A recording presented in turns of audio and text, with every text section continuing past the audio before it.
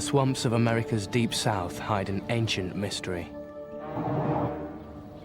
A secretive predator from the age of the dinosaurs. No one knows exactly how long it lives or how big it can grow in these murky waters. A relic of prehistory, the alligator snapping turtle has hardly changed in millions of years. But it's unique, even among the highly specialized killers of the reptile world. The unsuspecting prey is deceived by a false worm in its gaping mouth, then ambushed in jaws that can splinter an alligator. The thing I like most about the alligator snapping turtle is the fact that it's out there and you can't see it. It's just down there in the water, in the swamp, and you just can't see it. The secrecy of such a huge animal. It doesn't sit out and bask and announce its presence. You don't know where it is. Reptile hunter and scientist Mark O'Shea has seen the alligator snapping turtle in captivity, but it's one of the 10 most endangered species on Earth, and he's never seen one in the wild. These turtles can survive without ever leaving the water. In fact, only the females come on land once a year to lay their eggs. But the voracious meat-eater is itself a sought-after delicacy. Overhunting has put the species in danger throughout its range in the southern United States. Mark has come to southern Louisiana, Cajun country, to see if the last few turtles can avoid the cooking pot.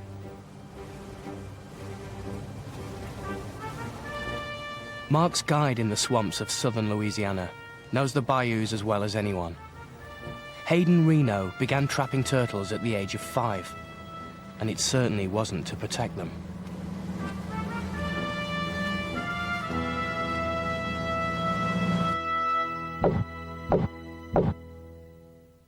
We used to dress clean 20 and 30 turtles a day. Really?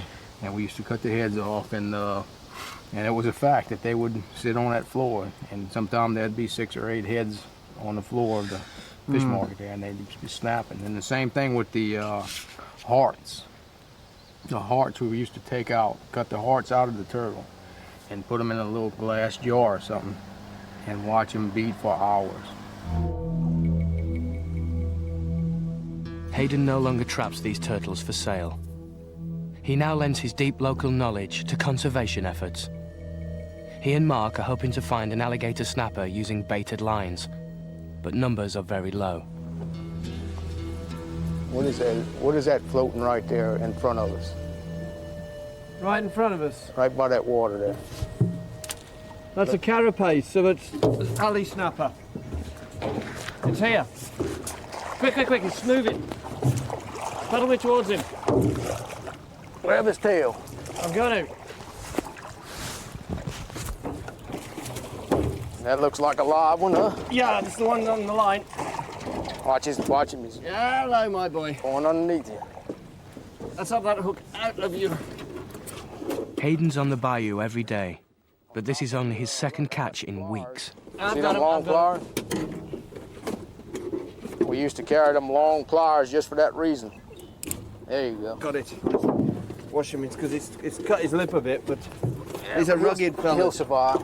Most of the time we use a hook that dissolves. If they do swallowed or break loose or something like that, we always got a hook that'll dissolve in a couple weeks and it wouldn't hurt them.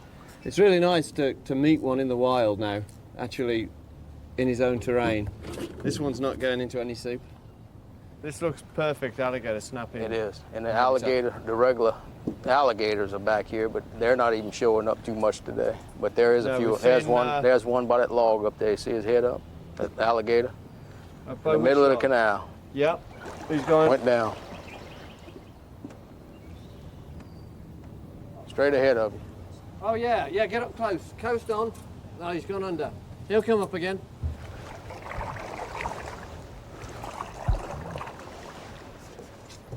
Mark can't resist the chance to catch an alligator in the bayou.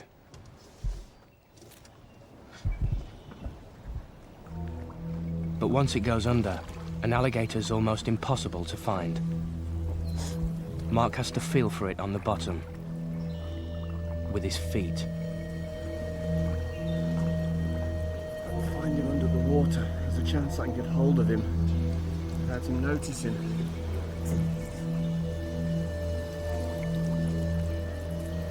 He went down somewhere here. He's about 5 or 6 foot long.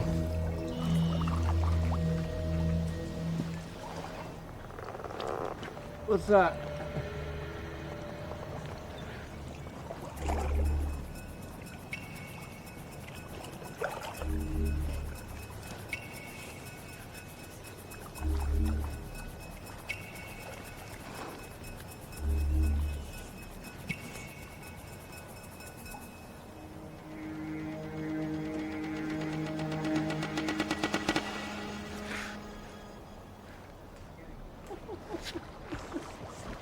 From where I was, that was a perfect baby alligator.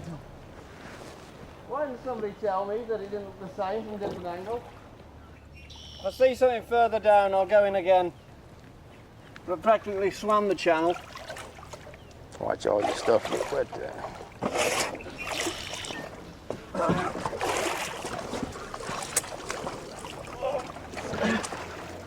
Your camera bag. I'm sorry, but I just crushed my nuts on the boat. I was in so much pain, either getting the boat or sink. That hurt. Hayden and Mark take a closer look at the 2 recent catches. With their powerful jaws, the turtles can eat almost anything. Fish, small alligators, even other turtles. If he bit you, he could possibly take your fingers off, or at least sever them deeply. Break your bones for sure. Yeah, he'd splinter them. There's a lot of force. Around their mouth is like knives. And when they get something in their mouth, they don't open it back up. You tend to be careful if you've seen what they can do with sticks and, you know, mop handles and stuff like that.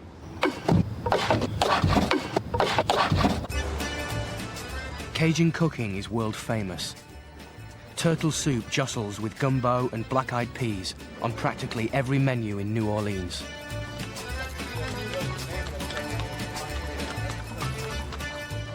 The city's restaurants remind Mark that the turtle he caught was one of very few left in southern Louisiana, the only state that doesn't protect the species by law.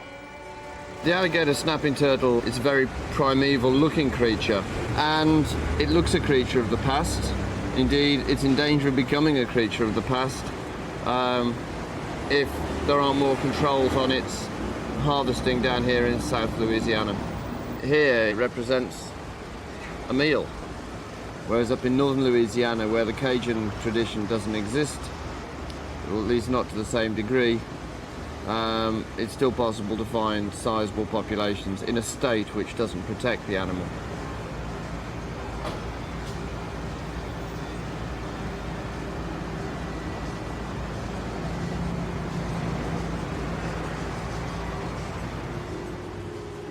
Mark sets out for Black Bayou National Wildlife Reserve in northern Louisiana.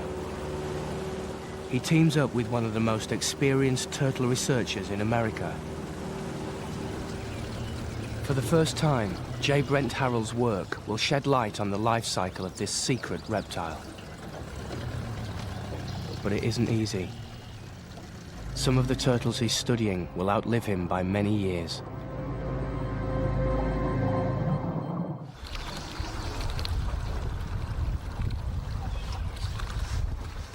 There's been a thunderstorm, bringing out fish and other prey.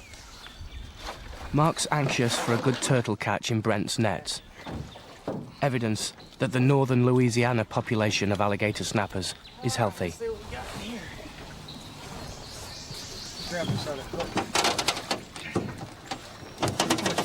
Three alley snappers. Roll the loop. Roll the hook. 3 alley snappers. Alligator snappers avoid humans if they can, but they're ferocious when removed from the water. If the net isn't emptied quickly, this soft-shelled turtle could be crushed in their razor-sharp jaws. Well, the danger is this soft shell has no protection. No, I think he missed him, but it was really close. That was very close. Yeah, he pulled his head in at the right moment. Put her in the bag if we'd like to. I will do. See, get her out of the way. This soft-shell turtle got a hell of a bite on it. She can reach anywhere, but it's got what its name suggests, a leathery, soft shell. Alrighty.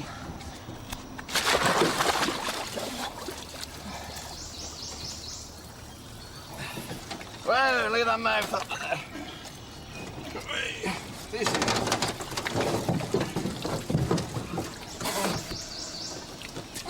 All right. Bring that boat back here. Everybody just... Data from 3 alligator snappers is a good start. They're checked and released, and Mark and Brent move on to the next net.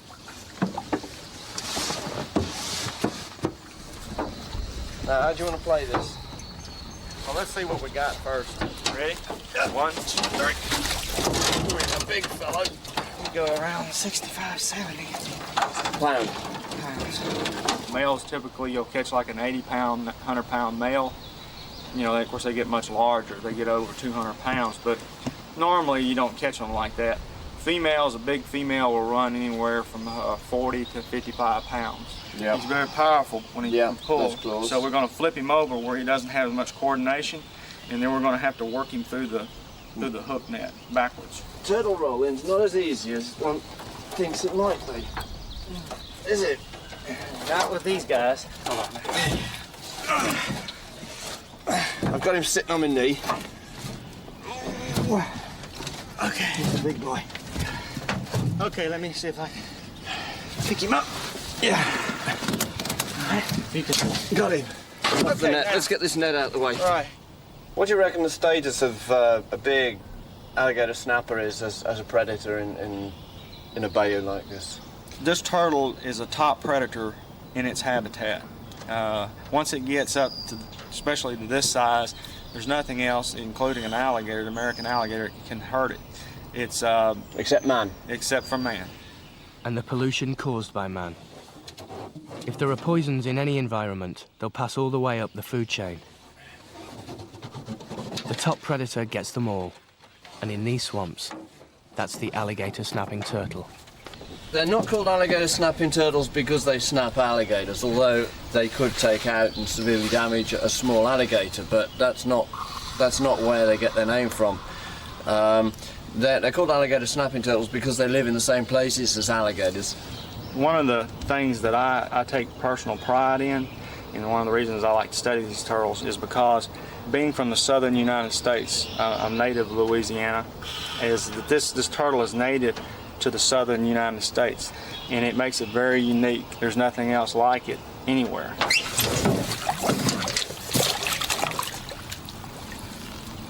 We'll probably have a bubble trail. Bloodunk. There's his bubbles. There goes his bubble trail. Yep. The turtle goes back to its normal day. Not swimming, but walking on the bottom, before settling down there to hunt. The next net yields a memorable encounter, with the reptile that gave the alligator snapping turtle its name. Oh, there's a big Oh my God, he's a big one. That's a big head. There's two Two in at there. least. This will be what you came for. There's a big one. There's an 3. alligator. Oh, and an alligator. We got a big mess, is what we got. We've got 3 snapping turtles at least and an alligator. That's a good 100-pound plus turtle. God, Got an this- alligator. We've got There's another turtle under there. got an alligator, 3 alligator snappers. So far. Mark and Brent go for the alligator first. If they're not careful, an alligator snapping turtle could do some serious damage to the other big predator. Mark, what we would do.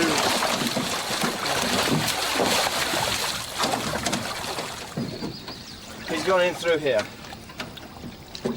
That's the throat. Right. If you hold that, I can pull him. I'm gonna get his tail for you.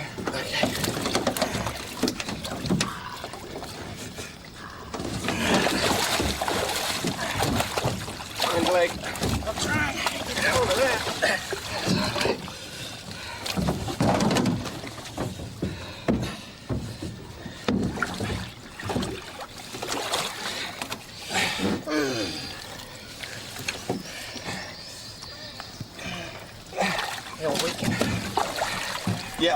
disgusting.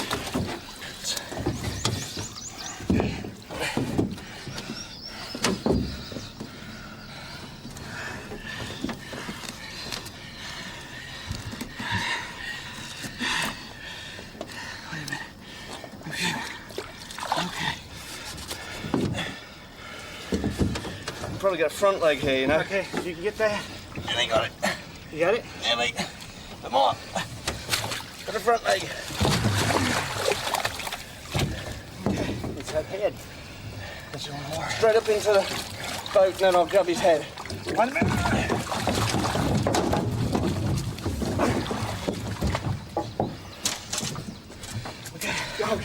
Okay, I'm gonna take care of the turtles are gonna get out. I've got the gator. I'm going to swing around, drop him into the boat. One they had. Got it.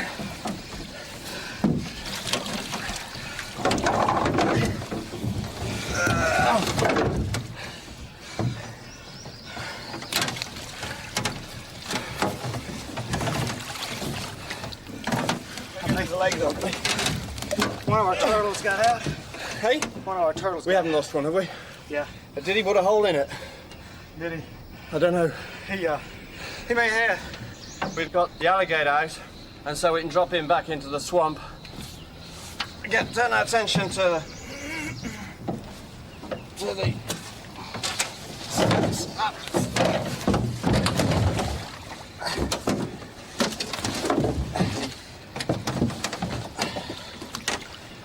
He's quite a handful. He's quite a handful. He's not wrong.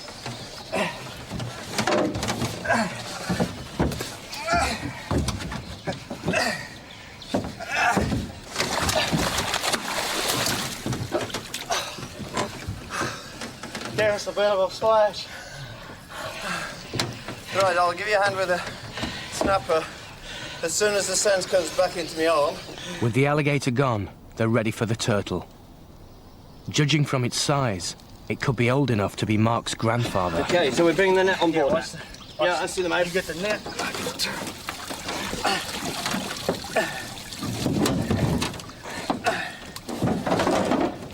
It's already upside down, which is exactly where you want it. This, I think, is the biggest alligator snapping turtle I've seen, let alone caught. The other big one seems to have got out while we were fighting the alligator out, but this one is, without a doubt, the better of the two. Hold still, Phil. Just go to sleep now. This'll help. You put the sack over his head because it's nice and dark. Quite often reptiles will sort of shut down, go to sleep when you cover the heads up. Look at this for a comparison. His nails are a bit longer than mine.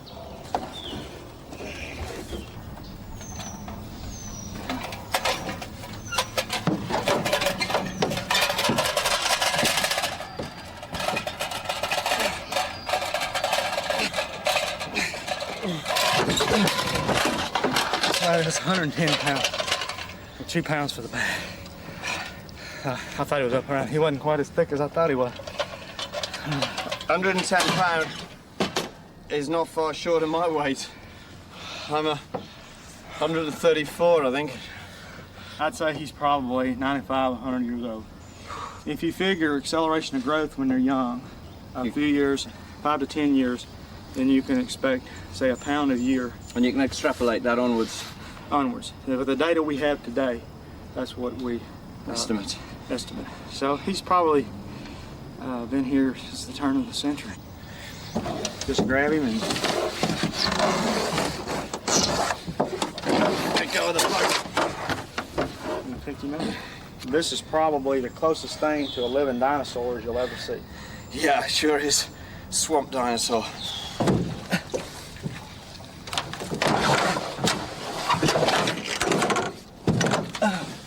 Off he goes. There he is. Oh, the boat's a lot lighter now. Officially, the alligator snapping turtle is still as threatened as the giant panda or the black rhino. A total of 18 catches in one day is encouraging and a surprise for Mark. But he has one more job to do. I came knowing that Louisiana did not have a conservation policy for alligator snapping turtles, and it was very disappointing to see in southern Louisiana the fact that the populations appear to have been decimated. It's brilliant to come up to the north of Louisiana and find that there is still a big population here. But I think the point has to be made that this is a population of big turtles. We haven't seen any babies in the wild. And Brent's concern is the fact that man's interaction here is more subtle. The building of houses and lawns, which is altering the habitat around the bayous, to the point that the turtles may not actually be reproducing. And we could go on finding large snapping turtles here for the next 60 years, but finding increasingly small numbers of smaller ones. So it doesn't mean that the snapping turtle here is out of the woods. Brent releases hatchling turtles into the Black Bayou every year, a vital gesture to end Mark's journey. So it's been poor, but we're going to release these little guys. Where's you going to put? Oh, right in here, anywhere would be good. Get them some shallow water, some structure. Shallow water. Yeah, we want somewhere where they can kind of get under the edge and they can hide. It's hard to believe that this little mite couldn't grow into that huge turtle we caught earlier. I guess you like releasing hatchlings. Oh yeah, you know, it's not all about catching big turtles. It's these little guys are interesting too, and I really enjoy, you know, letting them go. It's kind of neat to see what things that wonder they'll be around in 100 years, you know. Look at this one. Like father, like son. Even at this age, he knows when to open his mouth. Now, Mark, this turtle won't hurt you. Go ahead and let him bite your finger, and you can feel the But pressure. that's not entirely true. That did hurt. Like Like somebody jabbing a couple of needles into my finger. Even at that age, they have a powerful They have bite. a powerful little bite. That's the last time I believe anything you tell me. Yes, you little monkey. Pop you in there where you can do that to fish.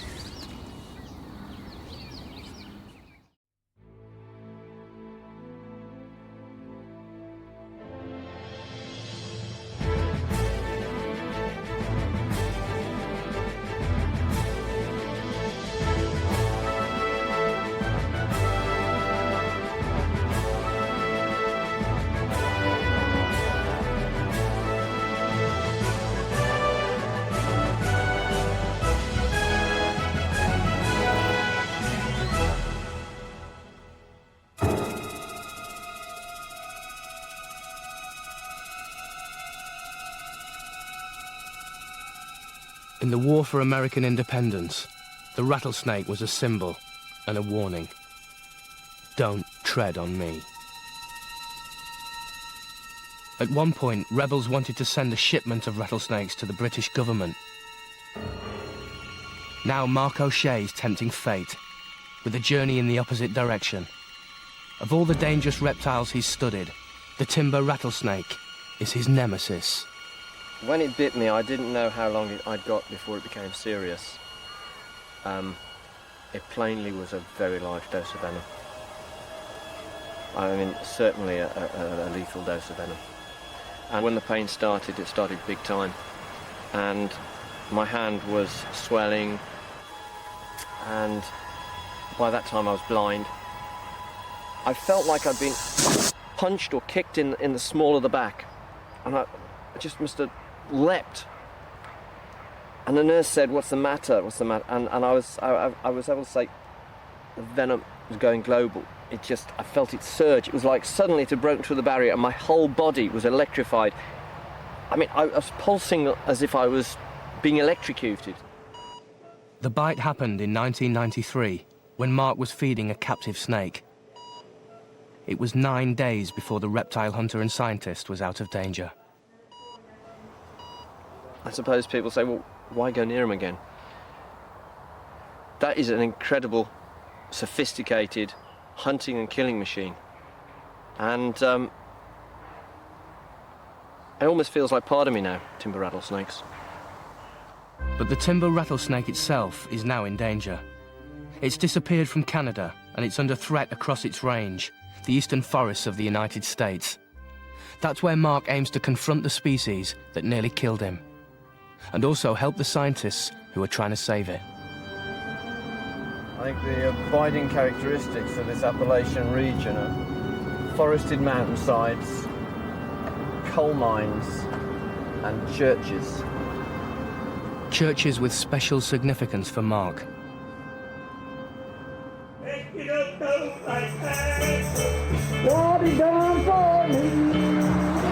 In holiness churches like this one in West Virginia, handling rattlesnakes is a test of Christian faith. Believers are guided by the Book of Mark, which says, "They shall take up serpents, and if they drink any deadly thing, it shall not hurt them." I've read about them, I've seen photographs of them, and seeing as I'm looking at rattlesnakes in North America, I felt I ought to actually come and experience one of their prayer meetings. The congregation take the Bible literally. During the service, they handle live rattlesnakes and drink strychnine. Having already got personal experience of what it's like to be bitten by rattlesnakes, the idea of standing there and watching somebody handling one in highly charged circumstances makes me nervous. Mark's come to meet Dewey Chafin. Dewey's sister was killed by a snake in this church. Worshippers put their lives in God's hands and refuse medical attention if they're bitten.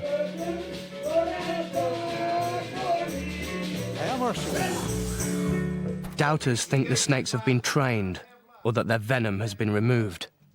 He said, "I'll never leave you, I'll never forsake you. And what I might die with this, apart from this." But it's only 2 years since a member of this congregation died from a snake bite. You can't die until God gets ready for you to die. He likes killing you what? About 3 weeks here. The devil's been after you. He tried to bite me then. I'm glad I went. It was a very, very interesting experience. I thought that it was going to be a case of a bunch of nutters, if you like, handling snakes and getting into a frenzy. But in actual fact, they were very thoughtful. I think the people I spoke to, they were ordinary people. They were thoughtful about what they did and they believed in what they did. And it was actually a very interesting experience, and I wasn't in a hurry to come away.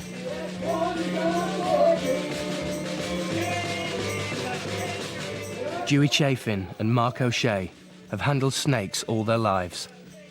They've both suffered timber rattlesnake bites. From very different backgrounds, they share a deep respect for the snake. So, Dewey, is this a railway line for the coal mines? Yes. It's a coal mine one? Yes. And it's actually an active... Dewey collects rattlesnakes for the church. A railway track gives them a way into the snake's favourite habitat, dense forest. Yes, right. So, what species have you been catching here in the past on this line? Just copperheads and timber rattlesnakes. Oh, so you are getting timber rattlesnakes here? Mm-hmm. 10 years ago, Dewey would find several rattlesnakes in a day here. Just one would be a good catch this morning. It's sort of amazing sometimes what little cracks they can go through. Oh, they'll fit in a small gap. Quite amazing what a snake can get in or out of. Mm-hmm.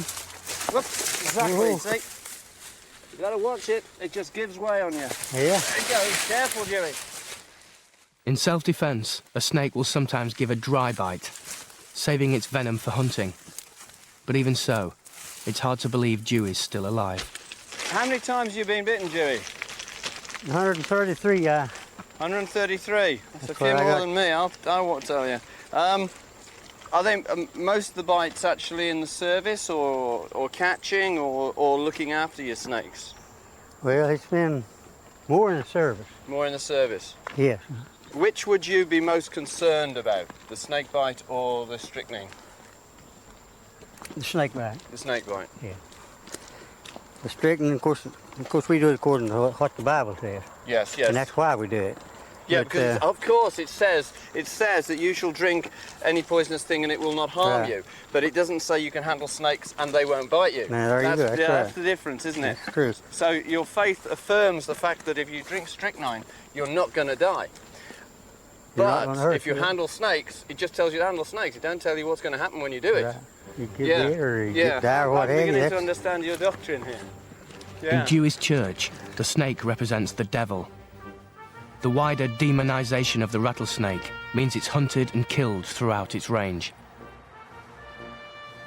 Mark moves west to Arkansas, where biologists are using science to get a true picture of the rattlesnake's behavior and perhaps change the public's attitude. Didn't find any wild rattlesnakes in West Virginia or Virginia, so now I've come down to Arkansas, to the Ozark region, to meet up with Steve Beaupre from the University of Arkansas. He's got a very sophisticated and long-term radio tracking project for timber rattlesnakes. There's still a lot to be learned about rattlesnakes in the wild. Radio transmitters implanted in the snakes allow Dr. Beaupre to follow them throughout their life cycles. Well, Steve, I've heard that your project's more sophisticated than simply tracking the animals, finding them and obtaining data when you do find them.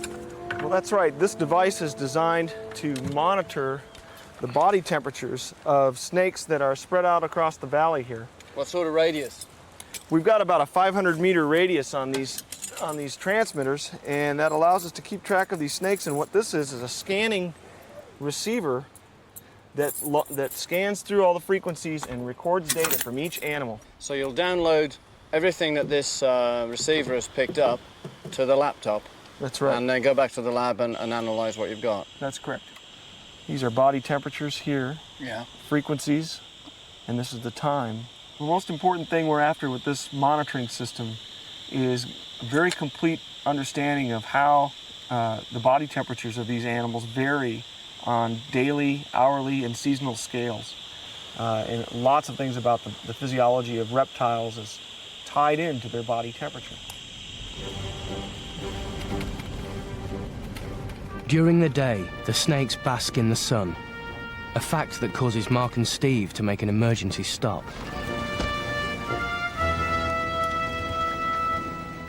Well, Steve had to sort of take evasive action because there was a little timber rattlesnake just sitting here on the road. So this is a young of the year, born last October.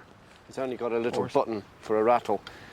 He couldn't make a sound even if he wanted to. I mean, little snakes like this sometimes do rattle away and they think that they're putting the fear of God into you, but they're making absolutely no sound whatsoever. They are so cute when they're small. Aren't they just? Look at him. They're certainly venomous. It'd be very foolish to pick him up and handle him because his heat-sensitive pits would tell him that you were a warm-blooded mammal and he would sink his little fangs right in you. And you'd sure know about it. So if I can get 4 frames of him sat here. Hey, don't get sparky. He is gorgeous. He's darker than the. He's darker than the. That's what they're all. That's what they're starting to do with this hat. I know this is. That road accident in Brazil ripped my hat up as well as me. Look at that.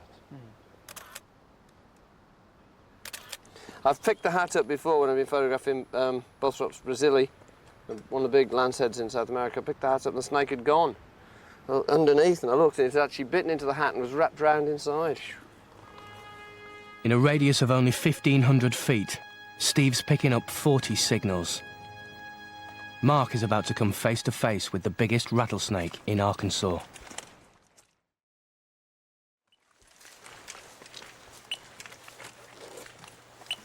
The timber rattlesnake is perfectly camouflaged for the forest floor. Mark O'Shea's been bitten several times by venomous snakes. He's now allergic to anti-venom. The next bite could kill him. Do you expect this one to be under cover or lying in the open? I expect him to be in front of us here. And without radio equipment to guide them, they could be well within striking distance of the biggest snake in Steve's program. A snake that's more than 30 years old. If you go too much further... I've got him. Oh, yeah, I've got him. Here, looking right at us. Out in the open. That's a big snake. It sure is. There's something really amazing about these animals. When you walk through a chunk of woods that you know the timber rattlesnake is in, the woods has a little bit of that. Mystique? Yeah, that's the word I was going to use. Exactly. And it's an animal that has, with other rattlesnakes, of course, an awful reputation. People automatically assume that the only good snake is a dead snake, but the fact is that there's so many things that they do that are of value. They're probably chief rodent, small mammal control agents in forests like the Ozarks. They are. I find them totally fascinating. So here we have this incredible creature that is persecuted throughout its range by people. And I think that we can say that if we succeed in helping this animal in terms of its conservation status and get people to understand that they are valuable to the natural world, then this is a test case. I mean, if we get people to turn around on an animal like this, then there's no animal that we're not going to be able to save.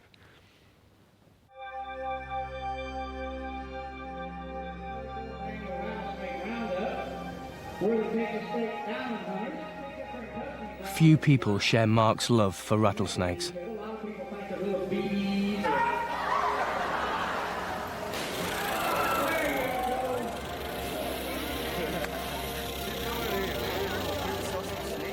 At roundups across America, rattlesnakes are collected and destroyed. 2 snakes, $1 each. I mean, just shows the price, the value of the things. All the products, representing so many dead rattlesnakes, and just the way all the tourists come and they want to be close, feel the fear, but be safe. I don't like it, but people will still go. Rattlesnakes are widely feared and hated. Mark heads up to Wisconsin, where even the location of timber rattlesnake dens has to be kept secret. Since the settlement of North America, forest clearance has destroyed the snake's natural habitat. Mark is to work with zoologist Craig Berg in one of the last forest areas where he can hope to catch a wild timber rattlesnake. Well, this is a good spot to find venomous snakes, particularly the timber rattlesnake. This is probably the finest den site in Wisconsin. It's Really? definitely the finest den site that I know of. But you have to keep this one secret. It's a secret den, isn't it? Yes. What? How? Is there that much animosity to timber rattlesnakes? Well, there's that much animosity to snakes in general. And you don't just Wisconsin bounty hunters once claimed 100 rattlesnakes in a day. Mark and Craig will be lucky to find 10, and even those are in danger.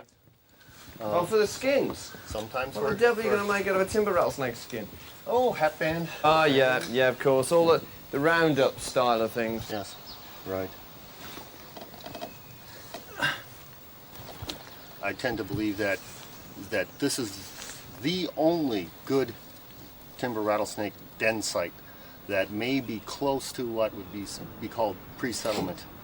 As more and more people move into areas like this, word tends to spread. And then people come up here and kill them. Right. Mark's catching rattlesnakes here to help Craig begin a DNA study of the species. Well, I've got him. I've got a grab on him. And it's a big snake. And he's rattling his anger at me. This is the first time Mark's been in real danger from a timber rattlesnake since he was bitten.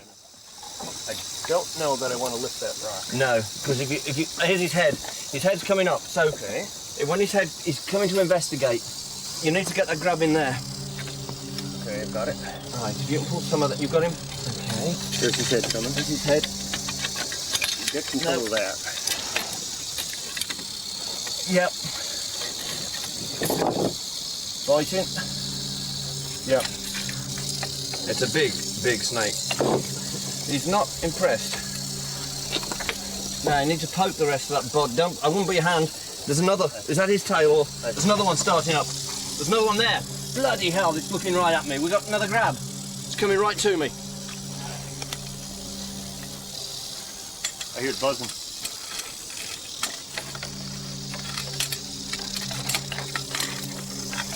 I've still got that one. Can you smell the musk, Molly? I love the smell of musk in the morning. I've got to loose this. Have you got the tail? No. I want to loose the neck here because I'm worried about hurting him. Okay. He's pulling through the grab. I've let him go. I've just let him go. He's going to hurt himself. I'm going to remove this rock. There he is. You can smell him, can't you? Mm-hmm.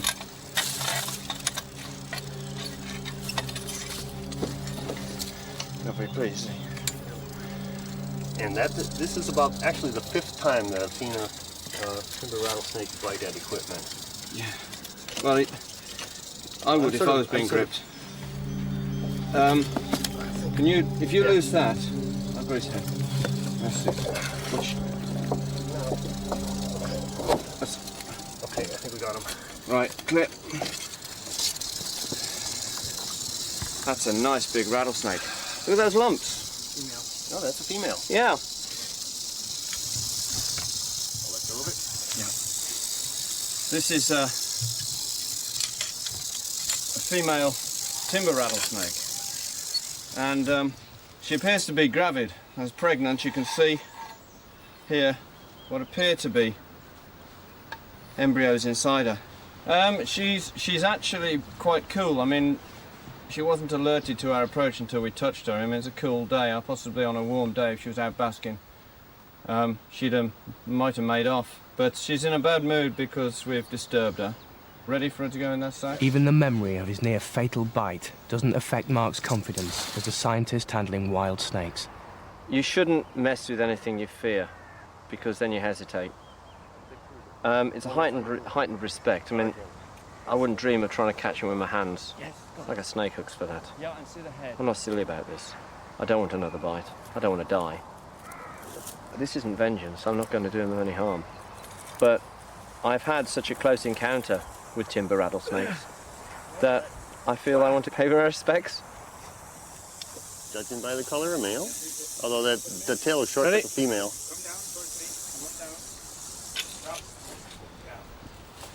Good. It's 2. Smell that musk. A hot afternoon brings an even bigger challenge. On the south-facing slope, sunlight gives the snakes energy, making them active and dangerous. It woke up. You running? And first. That's alert. Why can't you put your hands? For most people, this would be a terrifying position. Miles from medical help and surrounded by angry snakes on a loose, rocky hillside. For Mark, it's pure joy. Wild snakes still live here, as they have done for centuries.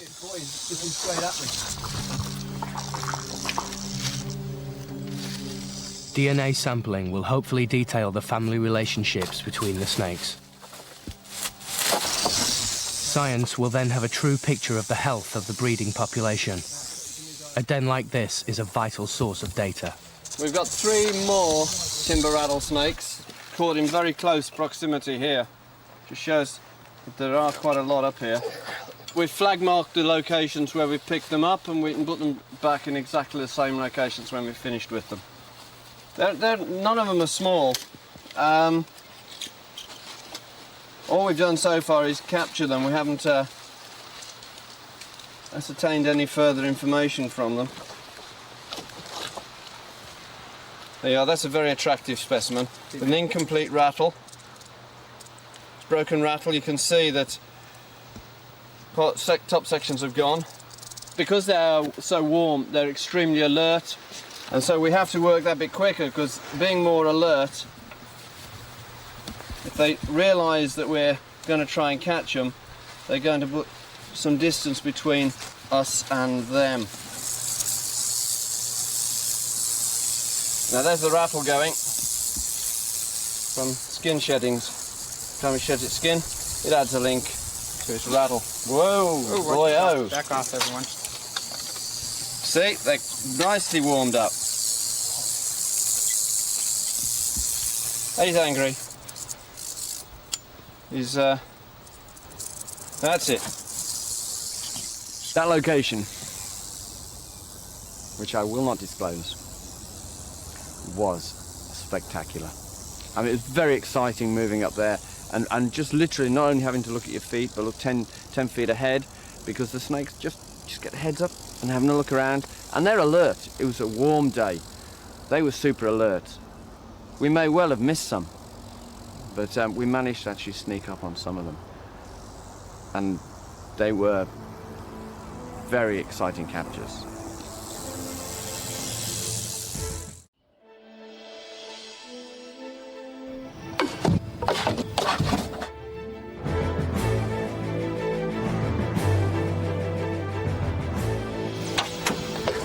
Whoop.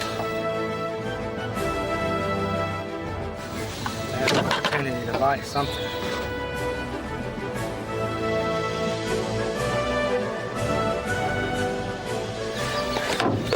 That's my boy. Jump on that.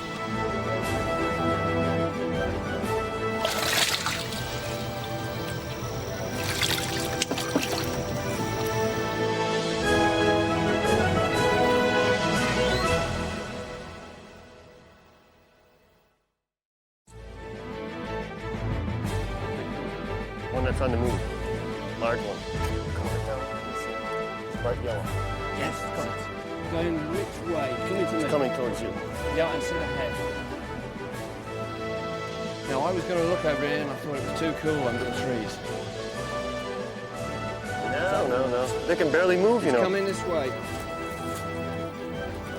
But if he gets into those rocks... All right.